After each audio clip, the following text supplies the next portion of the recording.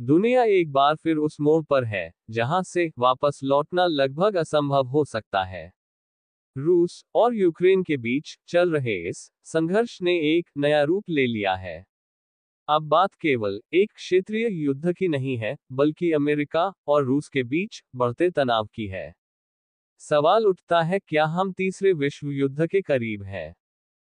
दोस्तों, आज की इस वीडियो में हम बात करेंगे उस खतरनाक मोड़ की जहां रूस और अमेरिका के बीच एक नई और भयंकर जंग छिड़ने की संभावना है।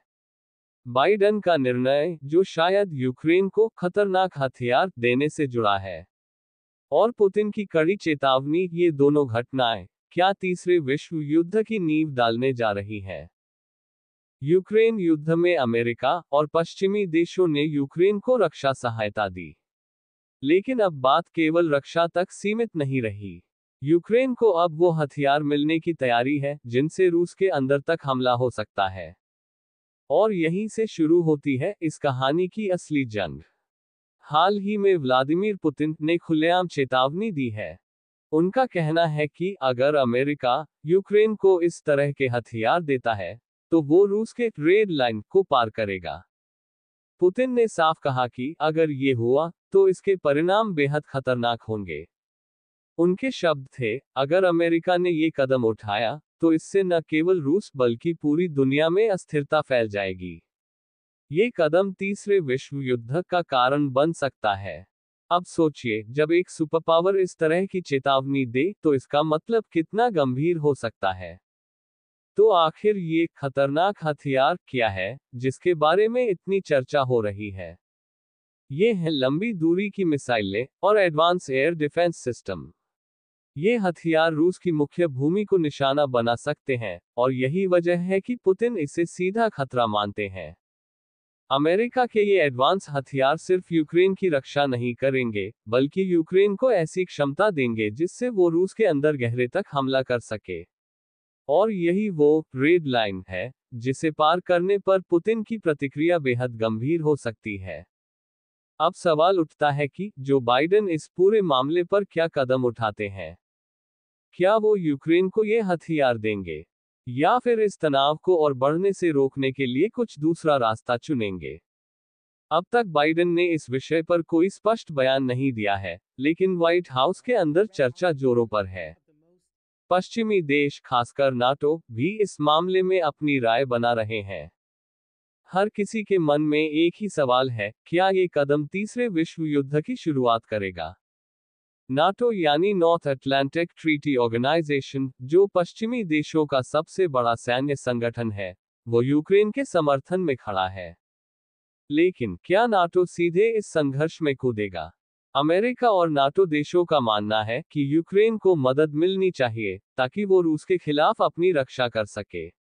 लेकिन ये मदद एक सीमा तक थी। अगर ये खतरनाक हथियार यूक्रेन को दिए जाते हैं, तो ये सीधे तौर पर रूस के खिलाफ युद्ध की घोषणा मानी जा सकती है। अब सवाल उठता है कि अगर ये युद्ध बढ़ा, तो इसका असर दुनिया के बाकी हिस्सों पर क्या होगा? दोस्तों, अगर रूस और अमेरिका के बीच जंग बढ़ती है, तो इसका असर सिर्फ सैन्य स्तर पर नहीं होगा। दुनिया की अर्थव्यवस्था, ऊर्जा संकट और वैश्विक स्थिरता, सब कुछ खतरे में आ जाएगा। रूस दुनिया के सबसे बड़े ऊर्जा निर्यातकों में से एक है।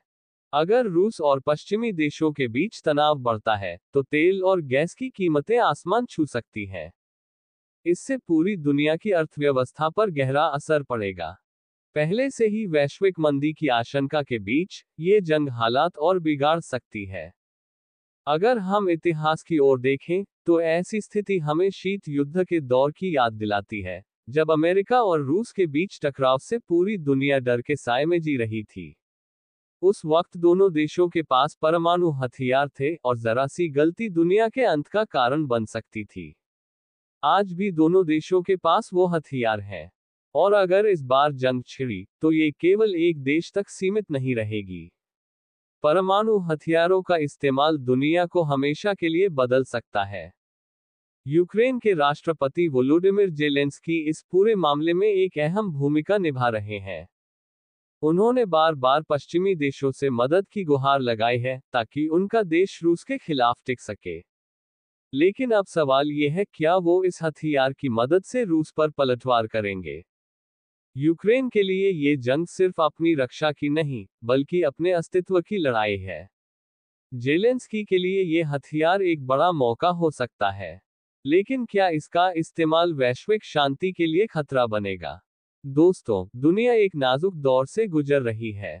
पुतिन की चेतावनी, बाइडेन का निर्णय और जेलेंस्की की मांग, इन सब का असर सिर्फ इन 3 देशों पर नहीं, बल्कि पूरी दुनिया पर पड़ेगा।